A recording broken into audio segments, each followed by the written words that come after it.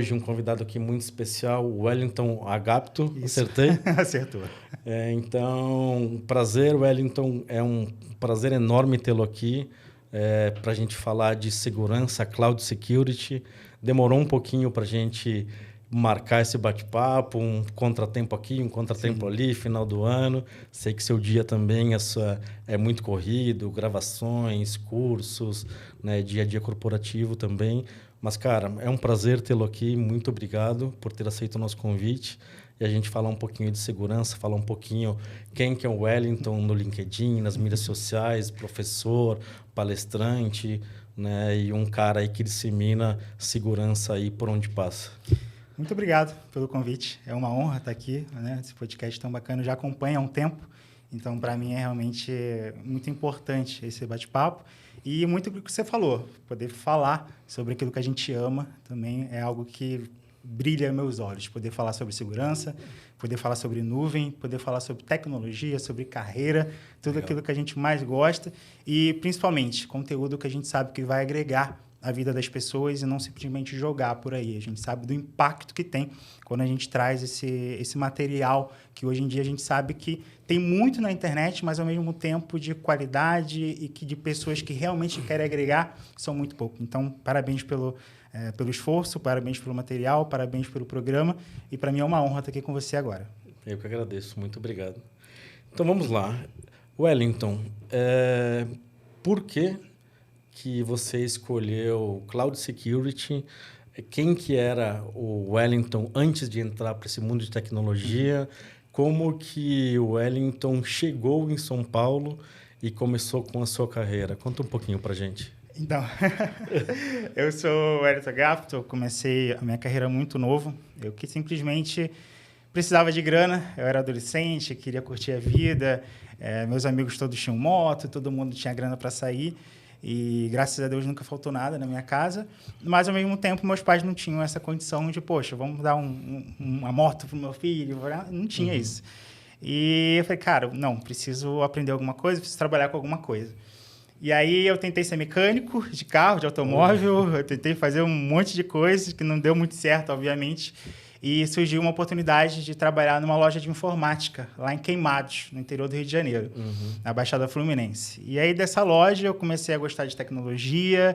E aí, depois dessa loja, eu fui para outras empresas, conheci o mundo de certificações técnicas. Aí, eu trabalhei com Cisco, trabalhei com servidores de Microsoft. Fui pulando ali de galho em galho. Até que um dia, eu conheci a área de cibersegurança. E eu falei, cara, é aqui que eu quero ficar. Quero criar raízes nessa área, comecei a estudar, comecei a me certificar. Eu ganhei o prêmio MVP da Microsoft, nessa época que eu trabalhava com mensageria, com Microsoft Exchange Server. E os projetos de Exchange Server, nenhum tinha viés de segurança. E aí eu comecei a trazer esse viés de segurança para projetos de Exchange Server. Isso foi me dando mais destaque no mercado, eu acabei ficando mais conhecido. Fui trabalhar na Red Belt Security, fui gerente da Red Belt Security lá por 6 anos, então foi um período muito bacana da minha vida, eu tive a oportunidade de aprender muito, a empresa cresceu demais nesse período. E tudo foi meio que acontecendo no automático, quando eu vi, eu já estou aqui, as coisas foram acontecendo e uma coisa que eu digo muito é que você tem que sempre estar preparado, você não precisa esperar a oportunidade aparecer, você precisa identificar onde você quer chegar e seguindo a sua trilha. Cara, beleza, eu quero trabalhar com cibersegurança. Eu vou no LinkedIn de alguém que trabalha com cibersegurança e eu faço um comparativo simples. O que ele tem? Que tipo de curso ele fez? Que tipo de certificação? Que empresa ele trabalhou? Faço uma pesquisa sobre essa pessoa, sobre não só uma, mas várias pessoas da área.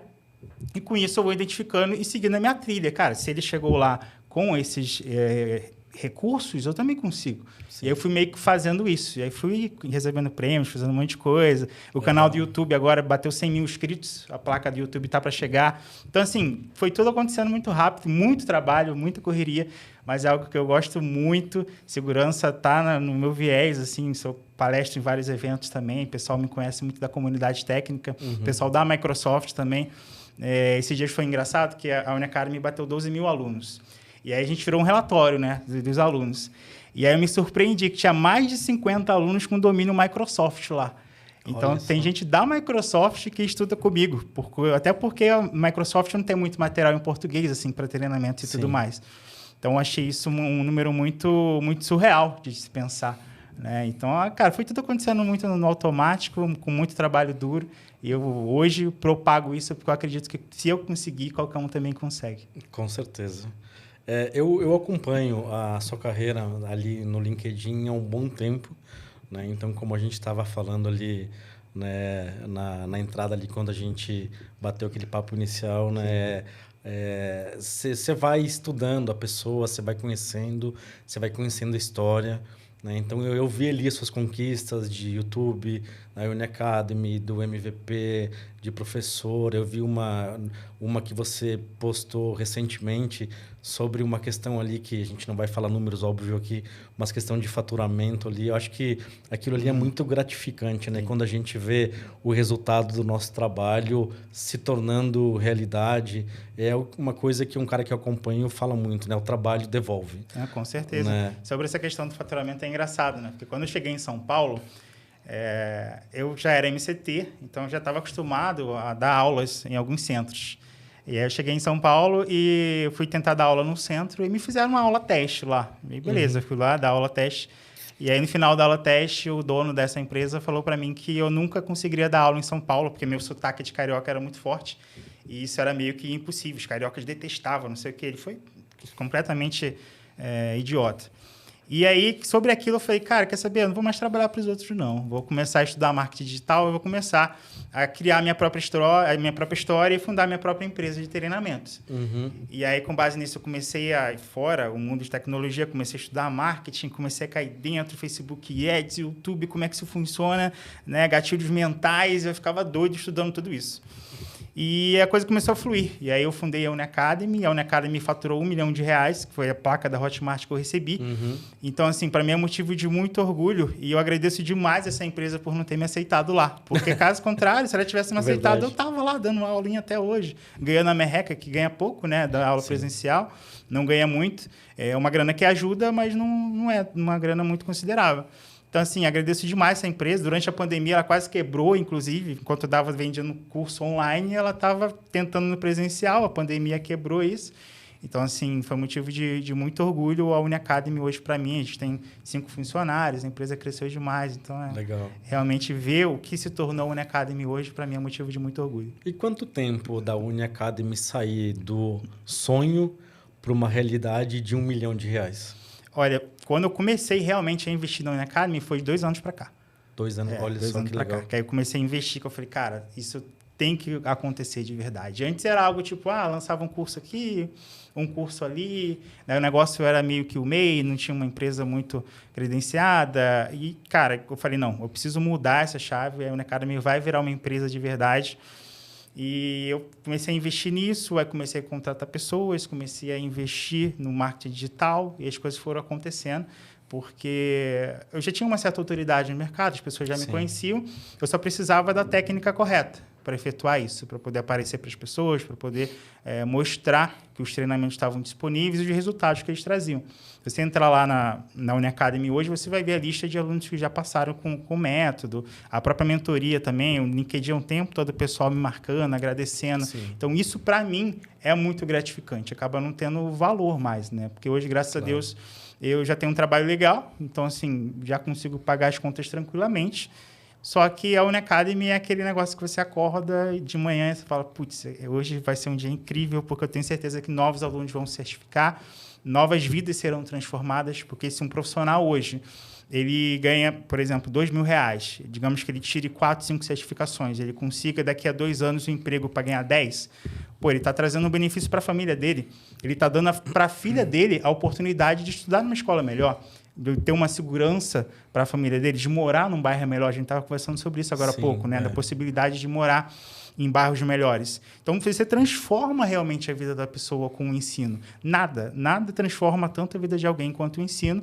Até tem aquela frase que diz que as pessoas podem levar tudo de você, menos o teu aprendizado, menos aquilo que você aprende, né? Menos aquilo que você carrega dentro de si. E, então, é sobre isso. É sobre você conseguir agregar a vida das pessoas através do conhecimento. Legal. Falando de toda essa trajetória da Uniacademy, né, e do Wellington, eu fiz uma volta ao meu passado aqui também. Eu lembro quando eu cheguei em São Paulo em 2014 com a minha esposa e minhas filhas. E eu saí de uma cidade do interior do Rio Grande do Sul para vir buscar a vida em São Paulo numa melhoria de carreira, uma melhoria de vida. Minha esposa é paulista, né? Então, assim, a gente decidiu sair de lá, vir para cá para buscar o melhor para a gente, para a família, né? Então, assim, que nem você falou sobre uma pessoa que ganha numa média de R$ 2.000, né? E ela faz certificações. Eu lembro que quando eu cheguei aqui, eu ganhava um pouquinho mais de R$ 2.000, era na faixa ali de R$ 3.000, R$ 3.500, e eu estava muito abaixo do mercado, né? Assim, vindo da onde eu vim, comparando com o público paulistano. E eu falei assim, eu preciso estudar. E aí eu investi em certificações. Né? Não foram Microsofts, infelizmente. Né? Não tem problema. Mas investi em certificações e eu fiquei estudando uns 3 anos, assim, focado, finais de semana, durante a semana, depois do trabalho. E, cara, eu tirei 38 certificações. Caramba, bateu recorde. 38 certificações em 3 anos. E aí eu tive o upgrade, né, de salário, aí eu pude ter um pouco mais de liberdade financeira para aquilo que você falou, poder morar num lugar melhor, dar uma vida, dar um estudo melhor para a família. Então, eu acho que a gente tem histórias parecidas. Sim. E também você tem alunos que também devem ter esse tipo de feedback. Eu acho que, cara, é uma realidade. Então, o estudo, né, ele te devolve e eu acho que é bem importante. Então, cara, parabéns pelo trabalho que você faz, que sua empresa triplique, quadriplique o faturamento e que você consiga aí cada vez mais trazer mais gente e disseminar conhecimento. E, cara, quando a gente trabalha em prol da outra pessoa, eu acho que a gente tem muito mais a ganhar, né, do que a outra pessoa também está se beneficiando. Porque a gente compartilha conhecimento, a gente possibilita a outra pessoa também crescer como a gente, né? Não, com certeza. E eu acho que, assim, com o tempo, né, eu acabei me aperfeiçoando a técnica de ensino, Sim. o modo de trazer o conteúdo, trazer algo mais natural, que não fosse tão técnico, para que as pessoas pudessem Sim. compreender. Isso é uma grande dificuldade que os profissionais têm hoje, Verdade. De que ele olha muito o viés técnico e, às vezes, ele chega para conversar com o cliente e ele é totalmente técnico. Às vezes, nem o cliente entende o que ele está falando. Então, essa questão de você conseguir transformar o técnico, eu até falando do mundo de cibersegurança, que você descriptografar a informação para que alguém consiga interpretá-la de modo natural, é um dos grandes segredos dos profissionais hoje em dia. Isso vai te destacar na sua empresa, vai te destacar com seus clientes. E o cliente não quer saber a quantidade de linhas de código que você gerou para poder entregar o produto para ele. Ele quer saber se o produto vai atender a necessidade dele ou não. Ele quer saber quanto tempo você vai entregar aquilo. Ele quer saber o básico. Se você conseguir entregar o básico, trazendo aquilo de modo natural, você já ganha o cliente para você. Então, a gente fala muito dessas questões de soft skill também. Não adianta nada você ser muito técnico, ter muitas certificações, mas você tem dificuldade de conversar, você tem dificuldade de participar de um projeto em equipe, tem dificuldade de tratar com liderança. Pô, a primeira cobrança que o teu líder faz, você já espana, já grita, já Sim. fica desesperado, já não sabe se comportar diante de uma cobrança, diante de uma pressão. Então, tudo isso são questões que vão também influenciando para que você consiga um salário maior. Eu até brinco, né? Lá na Unacademy, que acompanha ali os meus treinamentos, até as lives que eu faço ao vivo, eu não vendo esse peixe de, poxa, você vai tirar 5 certificações e você vai ganhar R$20 mil. Isso é possível? É possível. A gente conhece profissionais, a gente, né, estamos no mercado aí para isso. Só que eu não vendo isso, porque tudo isso é uma questão de aprendizado contínuo, é uma questão de você se adaptar, de você conseguir melhorar constantemente até você chegar lá. Né? Então, é vendido uma ideia muito errada, que às vezes acaba de uma maneira... Até o profissional ele fica triste com a área, ele vai sair da área falando mal. Pô, tentei trabalhar com cibersegurança e não foi nada daquilo que me falaram, porque ele comprou uma ideia errada. Não é Sim. sobre isso. É sobre uma trajetória. É sobre você entender o seu momento atual. Como é o momento atual? Eu sou júnior, sou pleno, sou um sênior. Ah, sou júnior, estou começando agora. Beleza, você não vai virar sênior da noite para o dia. Você não vai acordar amanhã com cargo de sênior. Vamos entender o que eu preciso para virar um pleno. Ah, estou com dificuldade em comunicação, estou com dificuldade em fazer. Tem júnior que não sabe nem fazer documentação técnica. Ele entrega um projeto ali, no final ele não sabe nem dizer o que ele fez para entregar uma documentação para o cliente. Então, como é que ele quer virar um pleno se ele não está fazendo nem o básico de um júnior? Então, a gente trabalha muito essa questão dos passos, da escada realmente para o profissional chegar aonde ele gostaria. E outra questão é que ele precisa saber onde ele quer chegar, fato. Sim, não adianta, o cara... eu tenho mentorados que estão há 12 anos como júnior. Eu falo, meu Deus, como você está há 12 anos? E aí você para conversar com ele, em 5 minutos você entende que, poxa, o cara não se certificou, o cara não buscou correr atrás, o cara não buscou entender dentro da empresa dele o que ele precisa ter de pontos essenciais para poder virar um pleno. E, às vezes, tem a questão do comodismo. Óbvio, acabou se acomodando, porque ser júnior você não tem muita responsabilidade, você vai fazer só ali o básico, só o que vem para você. Não, deixa lá o sênior se virar lá com os BO gigantes. Eu fico só aqui atendendo chamada de usuário e para mim tá tudo bem. Verdade. Então, assim, tem um monte de questão que o profissional precisa levar em consideração, além do conhecimento técnico, para que ele possa ter uma carreira de sucesso. Sim, e recentemente também conversei com o pessoal da minha equipe e até um colega de trabalho, ele falou assim, pô, Rodrigo, como que eu faço, cara, para melhorar os meus skills? Como que eu faço para sair de pleno para sênior? O que você fez? Cara, para mim ele fez a pergunta-chave. Porque, tipo assim, pô, o que eu tô fazendo agora não é o que eu tive que fazer no passado para crescer, para subir, para me aperfeiçoar. Então, a gente trocou uma ideia, a gente ficou, acho que 1 hora conversando. Eu falei assim, aí o insight que eu quis dar para ele é que para você estar num cargo de sênior ou num cargo de pleno e você exercer aquilo com maestria, você precisa ser aquela pessoa que vai ter o soft skill, se comportar como um sênior ou como um pleno. Porque se você não se comportar, como você falou, você pode ter dezenas de certificações, você pode fazer diversos extensivos aí de um MBA, uma pós-graduação, seja lá o que for.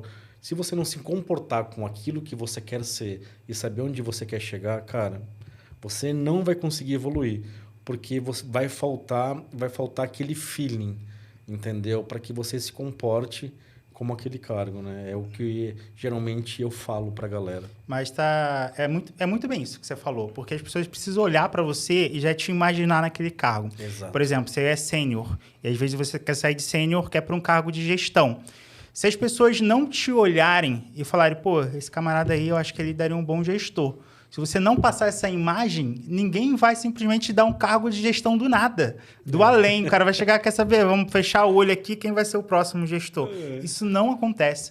Então, você vai precisar entender como que o gestor se comporta, como que o gestor responde e-mail, como que o gestor atende ligação, como que o gestor se veste. Isso é importante. Aí você trabalha num banco e os gestores de um banco precisam se vestir bem. O cara está lá, às vezes de blazer, de terno, não sei, dependendo da área. E aí você quer ir lá de calça jeans. Se as pessoas não verem que você, como um gestor, elas não vão te dar um cargo de gestor nunca. Então, você precisa, sim, olhar para o cenário de uma maneira mais ampla, de uma maneira geral. Porque senão, cara, você vai ficar para sempre no cargo achando que faltou oportunidade para você ou que as pessoas não olharam, se fazendo de coitado. Verdade. E muitas das vezes acaba sendo que a gente não prestou atenção nesses pequenos detalhes. Verdade. Legal. Wellington, então agora vamos pegar um pouquinho dessa jornada aí de cybersecurity. Quando você falou que você descobriu que você estava ali você já estava dando treinamentos, você já participava já dava aula em escolas, participava de eventos. Quando você viu assim que você estava no meio de cyber e que você se deparou no mundo de cloud, foi natural? Você se preparou? Foi uma oportunidade de negócio? Como que você entrou em cloud, cara? E como que você desenvolveu os skills para ser um Cloud Security Champion hoje? Tá. Eu me preparei, não foi por acaso, não. Eu trabalhava com Exchange Server local, com um serviço de mensageria da Microsoft, e aí começou a surgir esse burburinho de, olha, Exchange Server vai morrer porque está vindo o Beeples. Não era Microsoft 365 nem Office 365, era Beeples na época. E aí todo o sistema de mensageria da Microsoft vai migrar para lá. E aí eu já levantei a orelha e falei, pô, peraí, eu trabalho com Exchange, vai mudar, vai migrar, então preciso me atualizar e correr para esse cara. E aí eu comecei a estudar jeito da BIPS e tal, e depois foi para o Office 365, aí me certifiquei, comecei a correr atrás, já olhando para onde o mercado estava encaminhando. Então, solução que eu estou trabalhando, estão falando que ela vai morrer. Qual a solução nova? Cara, é o Office 365, vai todo mundo migrar para lá. Os primeiros projetos no Brasil de Office 365 fui eu que fiz. Até da própria Vivo de migração, fui eu que fiz. Legal. Então, assim, a maioria dos clientes grandes que estavam no início do Office 365, eu participei de projetos. Por quê? Porque eu já estava preparado. Então, Legal. na época, eu fazia projeto pela Brasoftware ali, começou a aparecer vários clientes. E aí, com isso, a gente começou a identificar esses gaps no mercado de áreas, de produtos que não tinham ninguém entregando.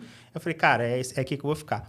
E aí eu fiquei com o Office 365, migração o tempo todo. Eu, final de semana, sem parar, migrando caixa. Sim. E aí o tempo foi passando, e foi se vendendo essa ideia de a nuvem, agora você pode trabalhar de qualquer lugar.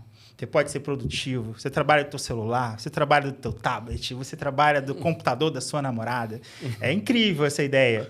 Só que isso acabou gerando um problema. Porque você não tem mais controle dos seus dados. Seus dados estão literalmente em qualquer lugar. O cara sai da empresa, o dado ficou lá na lan house que ele acessou, o dado ficou lá no computador da prima, separou da namorada e ficou a senha lá no computador da namorada. Então, assim, situações que aconteciam. Então, a Microsoft também, não só a Microsoft, outros provedores, Google, AWS, começaram a focar muito essa frente de segurança, porque começaram a identificar, peraí, né, os clientes estão dando bobeira aqui algumas questões, não estão habilitando MFA, estão deixando o SharePoint público para todo mundo, começaram a surgir esses incidentes relacionados à má configuração, e aí eu identifiquei esse gap no mercado. Falei, cara, todo mundo já está migrando caixas, todo mundo já sabe fazer isso. O pessoal estava apavorado para migrar. Exato. E não pensou no básico. Não estava nem aí. O pessoal só queria migrar para entregar o projeto e ir embora. E aí eu identifiquei isso. Falei, cara, eu preciso focar nisso. E aí eu comecei a focar. E aí foi quando eu trabalhava na F-Câmara na época, aí saí da F-Câmara e fui para a Red Belt já com esse viés de Cloud Security. E aí fiquei 6 anos lá na Red Belt e tal, e só trabalhando com Cloud Security o tempo todo, por conta disso, por identificar essa necessidade. E, cara, deu super certo. E hoje, se me perguntarem qual que é a nova frente, eu vou falar que é a inteligência artificial com cibersegurança. Integrado. A próxima pergunta. Integrado, entendeu? Então, eu perguntar, hoje qual que é a nova tendência? É a IA junto com cibersegurança, trabalhando em conjunto para você entregar um projeto melhor, para você entregar um planejamento de segurança melhor, para você entregar um monitoramento melhor, tudo totalmente integrado. Legal. Quando a gente fala, geralmente que bate-papo, quando a gente fala de segurança, eu trago muito essa frente da IA. A gente fala em IA em desenvolvimento seguro, IA fazendo pentesting automatizado, IA fazendo automação de processo. Como que você consegue descrever para a gente, Wellington, o que seria a inteligência artificial, talvez machine learning, trabalhando junto, para um ambiente de cloud security de uma forma fácil para a galera entender? Aonde a IA se encaixa dentro de cloud security? A IA ela vai se encaixar em diversas frentes. Tá? Eu vou citar algumas frentes aqui onde ela pode se encaixar, porque pode ser literalmente qualquer coisa que você imaginar. A IA pode trabalhar. Mas vamos lá. Imagina um cenário em que, falando até de SOC, tá? Então, você tem lá milhares, né, de alertas que você está recebendo, e milhares de informações, o tempo todo recebendo logs para todo lado, e você precisa de ter uma equipe de SOC muito grande para poder acompanhar 100% de tudo que acontece. Identificar aquilo que é falso positivo, aquilo que é um ataque real, aquilo que não é. Então, você pode utilizar, por exemplo, ferramentas de inteligência artificiais para te ajudar na identificação desses comportamentos. Outra frente, uma frente de proteção contra ransomware, um exemplo. Antigamente, a gente tinha lá o antivírus, que o antivírus ele olhava a base com relação à vacina. Então, chegava lá um arquivo, ele olhava o hash, esse hash aqui está lá no meu banco de dados. Tá, então tem a vacina para ele, a gente já trata, resolvido o problema. Só que os ataques passaram a se modernizar. Né? As coisas passaram a ficar muito mais... até o cenário de hacktivismo ficou mais competitivo. Né? A galera começou a trazer mais inteligência para isso. E aí surgiu, por exemplo, o EDR, XDR, soluções que trabalham com base em comportamento que já utilizam inteligência artificial para isso. Identificar, beleza, eu abri um Excel, o Excel em si, o arquivo não é um vírus. Só que ele tem uma macro que por trás vai chamar um prompt de PowerShell, que vai fazer uma consulta reversa no meu DNS e por aí vai. Não é um vírus, não está fazendo mal ao ambiente, mas ele está coletando informação, né? E você não sabe o que o cara vai fazer com isso. Então, é uma maneira de você utilizar. Outro exemplo, tá? Você precisa montar scripts com relação a próprio, sei lá, playbooks do Sentinel, partindo para a Microsoft. Ou você precisa até mesmo receber lá um alerta específico que você não sabe o que exatamente é aquele alerta. Você pode utilizar a inteligência artificial para, através da base dela, te trazer possíveis soluções para você corrigir aquele problema. E aí vem uma outra questão. A IA vai roubar o meu emprego? Não vai roubar o seu emprego. Eu acho que ela vai roubar o emprego de quem não souber utilizá-la. Isso vai acontecer. Porque o profissional que sabe utilizar a IA com uma certa inteligência, ele vai se destacar diante daquele que não sabe. Porque ele vai entregar projetos mais rápidos. Ele vai identificar problemas mais rapidamente. Ele vai conseguir solucionar incidentes de modo mais assertivo. Sim. Do que ele teria que antes de ficar pesquisando, procurando lá, putz, que CVE é esse? O que está rolando? Será que é um 0D? Será que não é? Cara, você tem ferramentas de inteligência artificiais hoje que te auxiliam nesse sentido. Uhum. E aí, partindo para a própria computação em nuvem de uma maneira geral, a gente tem soluções de CSPM aí, que você integra várias soluções de provedores de nuvem, que não é necessariamente uma inteligência artificial, mas ela vai ficar o tempo todo coletando informações e te trazendo possíveis cenários de melhoria. Então, assim, são ferramentas que agregam, e aí, nesse cenário de melhoria, você pode utilizar a inteligência artificial para olhar ali possíveis impactos. Né? A gente recebeu ali 100 recomendações. Quais são os possíveis impactos que isso pode gerar no meu ambiente? Risco para o negócio, né? Risco para o negócio. Cara, você vai utilizar a IA para tudo isso. Uhum. Para fazer a apresentação. Eu recebi lá dezenas de logs, tá? Eu falo de dezenas, mas até centenas ou milhares, dependendo do ambiente. E aí você precisa entregar isso para o teu board, né? Talvez num relatório semanal ali que você faz. Pô, imagina você ter que olhar tudo isso. Cara, a inteligência artificial monta para você o PPT lá, já te traz os dados, os gráficos, tudo pronto. Então, são maneiras de você utilizá-la, de uma maneira geral, tanto para inteligência artificial, tanto para sua entrega como profissional de segurança no dia a dia. É uma ferramenta sensacional, tem diversas que você pode utilizar. Você tem alguma dica para a galera aí de nuvem? Alguma coisa que você mais indica? Eu vou puxar a sardinha para o lado da Microsoft. Sim. Eu vou falar de Microsoft Copilot, que é a solução de inteligência artificial da Microsoft. Por que eu indico ela e não o ChatGPT, ou solução do Google, outras soluções aí que a gente tem? Porque quando a gente fala de ambiente corporativo, Microsoft... Eu não conheço nenhuma empresa que não tem nada de Microsoft. Sim, toda empresa tem alguma coisa de Microsoft lá. Tá? Alguma coisinha rodando, o cara vai ter. E... quando você pega uma inteligência artificial pública e você começa a jogar informações lá que podem ser importantes para a sua empresa, você pode estar gerando risco para o seu negócio. Com certeza. Você não sabe como ela está tratando aquela informação. Então, quando você tem uma inteligência artificial dentro do seu negócio que conhece os seus produtos, que conhece o que você tem de licenciamento, que conhece a usabilidade dos seus usuários, o que os usuários estão acostumados a fazer, que tipo de informações eles acessam, tudo isso dentro de uma ferramenta acoplada, que é o Microsoft Copilot, cara, é sensacional. Você tem toda a frente de compliance, frente de LGPD, tudo sendo atendido dentro de uma solução dentro de casa. Legal. Então, você pode utilizar outras soluções pagas? Pode, para outras frentes, talvez. Mas eu recomendo muito utilizar o Copilot quando a gente fala de soluções agregadas, pensando na segurança a nível de vazamento, a nível... Por exemplo, um dia desse eu estava em um cliente e a gente descobriu que o cliente estava pegando documentos importantes do negócio, jogando no chat GPT público, não era nem pago, e mandando ele traduzir. E, então, assim, algumas coisas assim, jogando informações de negócio, de números e tal. Então, cara, você não sabe como aquela informação vai ser tratada. Você não tem isso. Você vai ler lá os termos lá de 300 mil páginas. Com certeza tem um termo lá que diz que ele vai poder utilizar aquilo para aprendizado próprio, talvez. Com certeza, né? Então, cara, como é que faz? Você precisa de ter uma solução dentro de casa para te ajudar nesse sentido. Até em segurança. Tem o Copilot Security que te ajuda a montar scripts de PowerShell para o Azure, por exemplo. né? Você quer fazer lá um provisionamento de máquinas virtuais em larga escala, você consegue montar scripts. Você quer fazer um provisionamento de scripts para desligar máquinas em momentos específicos, ele te gera script para você. Então, assim, essa frente também de trabalho, quando você precisa pensar em algo em massa, a ferramenta interna também te ajuda muito. Entendi. E quando a gente pensa em deployment em massa, em nuvem, em Azure, vamos pegar aqui a sua praia, o Copilot, ele ajuda, de certa forma, o desenvolvedor, o cara de automação, a escrever um código mais seguro? Como é que funciona essa parte? Ajuda, com certeza ajuda. Tanto a escrever o código, tanto a validar, né, uma possível vulnerabilidade naquele código. Você tem integrações até mesmo com o GitHub, você consegue integrá-lo. Então, assim, é uma ferramenta que ela tem um potencial gigante. Então, vamos só dar uma brecha aqui. GitHub é da... Microsoft. A Microsoft investiu ali uma grana pesada nesse negócio.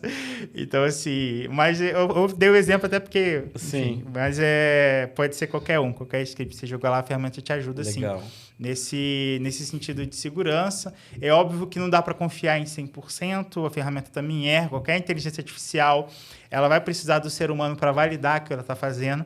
Tá? Não é porque ela gerou um script para você que você vai sair colando o script lá, dando certeza que está pronto, que está ok. Ele vai te ajudar? Vai te ajudar. Mas ainda está longe de montar um negócio 100% certeiro, que nunca vai errar, que nunca vai ter bug, que nunca... Não, cara, ainda tem. Sim, eu pego um pouco o viés ali da onde é minha área de atuação, que é a parte ali DevSecOps. Então, assim, hoje eu vejo muito uso do Copilot para a galera de código, né? Então, assim, ele ajuda muito o pessoal a fazer um código mais seguro. Ele serve como... cara, assim, vamos na palavra raiz, um copiloto mesmo ali, ajudando o cara. Vamos pensar num cara que está dirigindo o copiloto, dando instrução, sei lá, num rally, alguma coisa.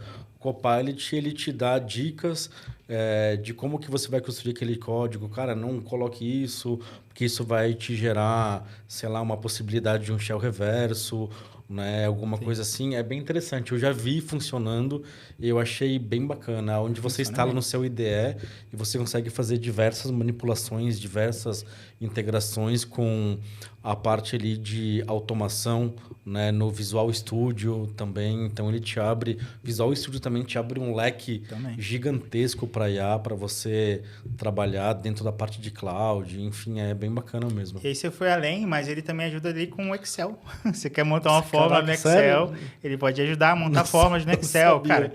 Coisas assim mais simples do dia a dia, né? Não necessariamente algo mais realmente complexo. As coisas simples ele também ajudaria. Então, a inteligência artificial está aí, chegou para ficar, não tem como fugir disso. Você precisa aprender a lidar com ela, aprender a utilizá-la. Quem não utilizá-la vai ficar para trás, é fato, tá? Fato real, assim, porque as pessoas que aprenderam a utilizá-la vão se destacar, vão entregar coisas com mais agilidade, e você vai ficar para trás, sem sombra de dúvida. Tem que começar a olhar para isso. Isso também gera competitividade empresarial, né? Corporativa. Você vai estar à frente, você vai entregar produto mais rápido, mais seguro, de uma forma mais dinâmica. Isso dá um diferencial corporativo, com certeza, né? Dá, cara, sem dúvida, sim. Sempre vai ter o dedo humano ali, não adianta, né? Tem que ter um profissional ali. Esse negócio de, inteligência vai fazer o código inteiro, solução inteira, a página web inteira de uma vez só. Cara, não vai ficar. Tem que ter um cara ali para olhar, para monitorar isso, com certeza. Vai ter, o trabalho humano sempre vai existir. Legal. Cara, agora quando a gente falou de segurança de nuvem, a gente falou de Exchange, eu vou puxar um negócio muito antigo aqui. Fala aí. Quando a gente fala de invasões, quando a gente fala de anexos, né, dentro de Exchange, dentro de Cloud Security e dentro de IA para segurança. Cara, você pega ainda muito caso de phishing, de documento de Excel, entendeu? Por exemplo, planilha de salários. E o cara clica lá, é um puta shell reverso. Existe muito ainda isso? O tempo inteiro. E não só isso, assim, coisa boba, tipo, o iPhone 15 por R$2.000, o pessoal clica. A gente faz muito essa questão também de teste de phishing interno, né, controlado. Cara, a gente manda... Quanto mais bobo for o e-mail, mais pessoas caem. Sério? Sem brincadeira. Quanto mais bobo, assim, televisão LG de 55 polegadas a R$700. E aí, para ele colocar lá, para ele receber o cupom, ele precisa colocar o CPF e o nome dele. E aí o cara vai lá e coloca. Páginas falsas de logon do Office 365. A gente dispara e-mail, tipo, tua senha vai expirar amanhã. E aí a gente propositalmente coloca erro de português, coloca uma imagem da Microsoft toda torta ali, os negócios bizarros, para o cara, assim, ter ideia de falar, pô, isso aqui tem alguma coisa errada. Ainda assim, o pessoal cai, e cai muito, muito de verdade. Não só isso, também ataques de impersonation, pessoas se passando por outras e mandando spoofing internos para a empresa, cai o tempo inteiro, o tempo todo. Na maioria dos casos, claro, atacantes mais espertos acabam dando um bypass ali no anti-spam, não importa o quão bom ele seja, sempre há uma técnica para fazer isso, quando o ataque é muito direcionado, mas as ferramentas de anti-spam hoje em dia pegam bastante desses mais bobos, assim, e acabam pegando e filtrando. Sim. E quando a gente chega no cliente, é a configuração errada, o cara não configurou corretamente a solução para poder pegar esse tipo de mensagem. Então, acaba sendo muito... Em auditoria, a gente pega muito essas configurações que não batem. Cara, é o tempo inteiro. E o usuário, quando a gente pensa em computação em nuvem, ele é o novo alvo do atacante. Com certeza. Antigamente, para ele chegar num servidor, ele tinha que burlar o firewall, tinha que identificar proxy, tinha que identificar a versão do servidor, identificar patch com vulnerabilidade, ele tinha que ter todo um trabalho. Na nuvem, ele só precisa olhar para você, você é o administrador, deixa eu tentar aqui identificar a sua senha. Só o que ele precisa. E é fácil, é fácil demais. Ele faz o comparativo com o banco de dados que vazaram. Ele vai no seu LinkedIn e olha lá quem é o diretor da sua empresa e basicamente ele faz ali um link ali de sua empresa usa qual tipo de e-mail? Primeiro nome, o nome e sobrenome. Sei lá, ele faz ali um link ali, usa ferramentas que fazem esse tipo de conexão com possíveis contas pessoais, com contas corporativas, faz o link com contas que vazaram e a própria ferramenta vai lá e ela testa se aquela senha vai bater na sua conta corporativa. E na maioria dos casos funciona. Porque já foi comprovado que as pessoas utilizam na empresa, normalmente, a mesma senha que ela usa para o pessoal. E o que acontece é o quê? Quando vaza, acaba vazando na empresa também. E aí o cara não tem MFA, o cara não tem um controle para poder identificar de onde está vindo essa conexão, ele não tem nenhum tipo de controle de segurança. Sim. Aí fica fácil para o atacante. Sim, é fica verdade. Fácil. Verdade. Cara, e assim, pegando... Cloud Security também, assim, qual que é a pergunta? Você como um consultor, um professor, um palestrante, né, um evangelista de Cloud Security, qual que são as perguntas mais comuns que você recebe de aluno, de empresa, de consultorias quando a gente fala de Cloud Security? Tá. Tem algumas perguntas ali falando de aluno. O aluno vai perguntar sempre que certificação tirar, como que eu inicio na carreira, como que eu sigo, né, os pontos principais ali para me destacar. O aluno pergunta sempre isso, tipo, o que eu vou fazer e tal. Pegando a empresa sempre vai perguntar o que meus concorrentes estão fazendo. Normalmente é assim, tipo, você já atendeu uma empresa fulano ou X, né? O que essa galera está fazendo para implementar de segurança? Que tipo de controle, que tipo de normas, políticas, como é que está o compliance? Entendi. Eles estão sempre olhando para o mercado de uma maneira geral, porque ninguém quer ficar para trás. Claro. Então, assim, dentro do quadrante ali do Gartner, quais são as principais ferramentas? A gente está dentro, não está dentro? Vai perguntar muito questão de números, né? Dos relatórios ali do Gartner, o que a gente tem ali de recomendação para o próximo ano? A gente vai utilizar ali essa questão ali de passwordless, não vai utilizar o MFA realmente a proteção, vai ter o MFA com SMS, não vai ter Authenticator. As empresas questionam muito essa questão de qual é o futuro do mercado e se ela está no caminho certo. Entendi. A empresa normalmente pergunta isso. E aí, nos bastidores, ela acaba perguntando, fulano, ciclano, você conhece, sabe o que eles estão fazendo lá? Porque é importante realmente saber o que o mercado está implementando de proteção para o ambiente deles. Ninguém quer ficar para trás, obviamente. E então a gente atua muito com essa frente. O usuário vai perguntar questão de certificação, a empresa realmente não quer ficar para trás e pergunta como é que está o mercado de uma maneira geral. Legal.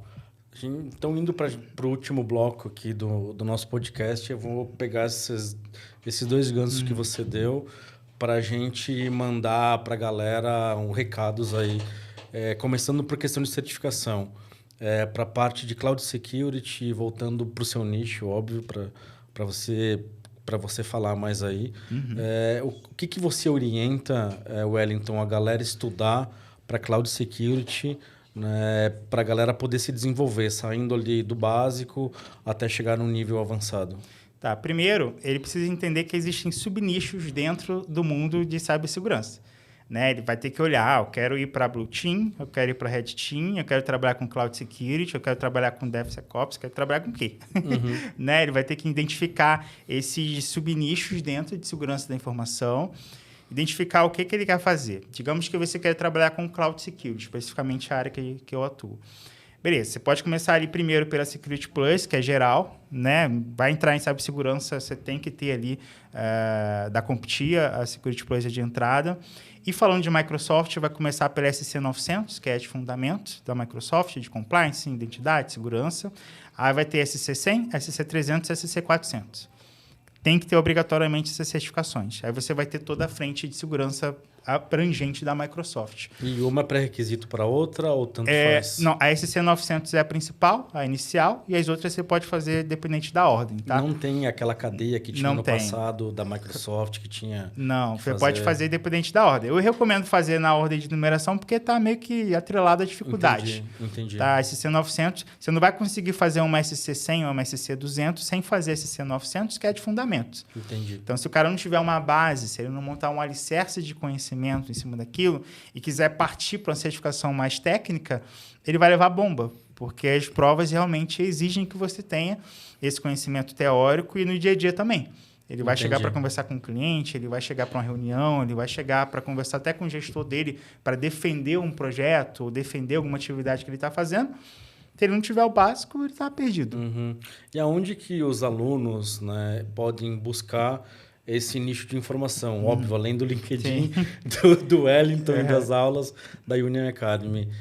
Aonde que o Wellington buscou para se tornar o que o Wellington é hoje, uma referência em Cloud Security? Eu busco sempre nos sites oficiais, né, do provedor, que pode ser da Microsoft, do Google, da Amazon. Todos eles têm alguma solução de e-learning que te ensinam e te dão um caminho essencial. É claro que algumas pessoas têm dificuldade com a leitura, têm dificuldade de compreender porque é muita informação. Idioma também, né? Idioma também, mas sempre buscando fontes oficiais. Nada de... Esses dias eu tive problema com um consultor que o cliente tinha uma dúvida e aí ele foi responder o e-mail do cliente e ele pegou um link de um blog americano nada a ver com nada, que realmente respondia a dúvida do cliente, mas não era oficial. E aí ele mandou para o cliente. E aí o cliente, revoltado, respondeu, copiando Deus e o mundo, falando que absurdo um consultor mandar para mim um link não oficial, tal. Então, assim, o link respondia a dúvida do cliente? Respondia, mas não era oficial. E isso tirou a credibilidade do que o consultor estava falando.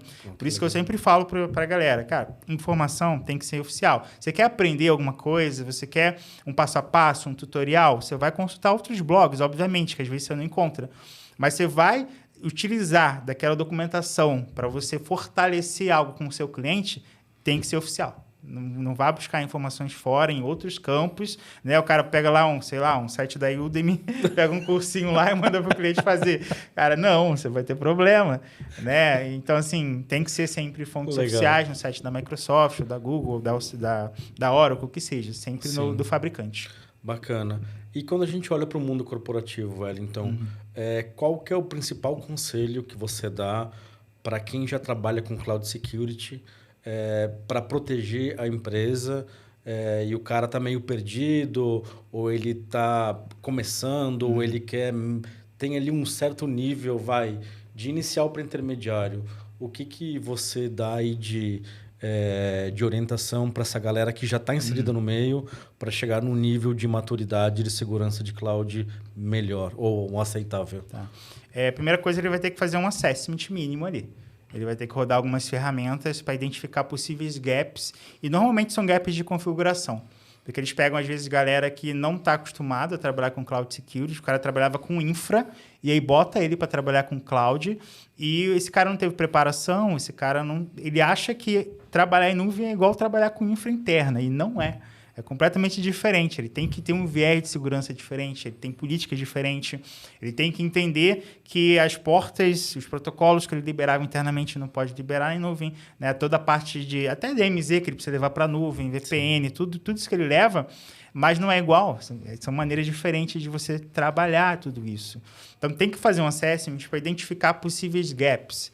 Cara, o que está de errado? Minhas máquinas virtuais estão com a 3389 lá do Windows aberta para a internet, para o mundo.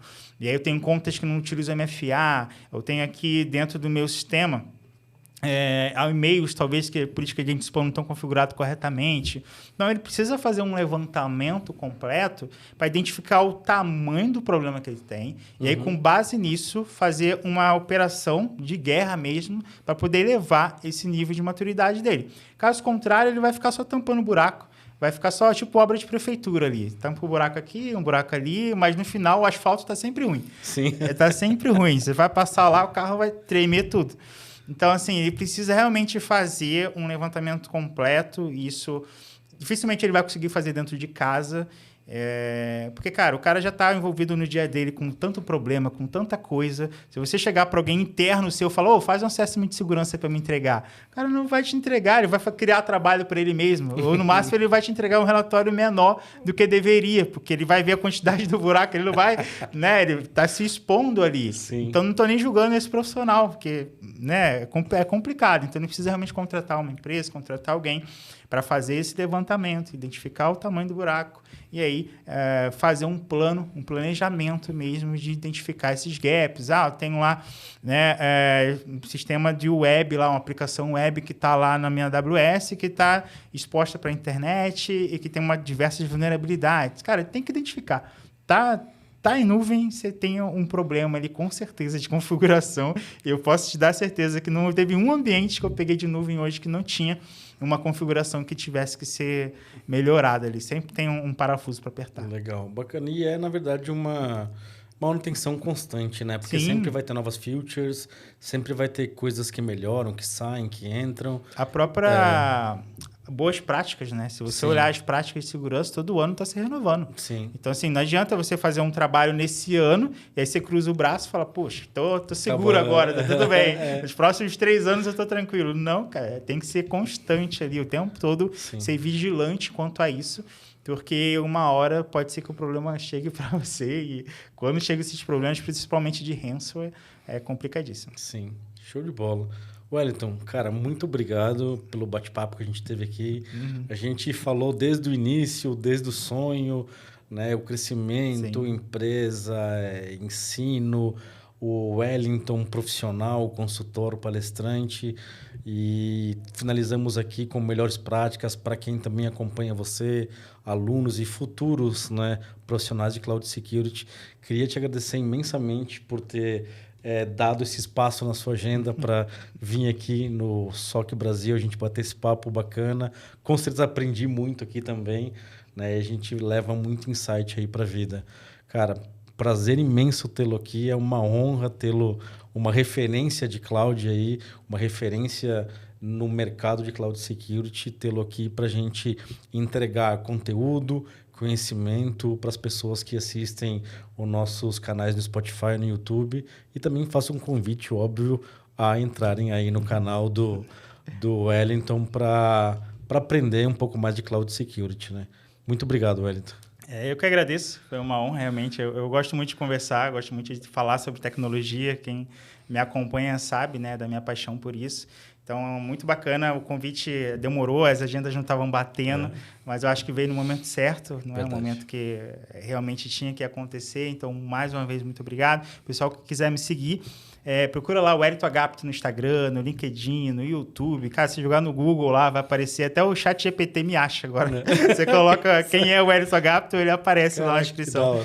Então, assim, há muitos anos na internet já, muitos anos criando conteúdo, muitos anos ali na linha de frente, ali, atendendo profissionais, entendendo como o mercado funciona, ouvindo dores, né? Tanto do mercado do lado do cliente, tanto do lado aqui dos profissionais, pessoal que está ali apanhando diariamente.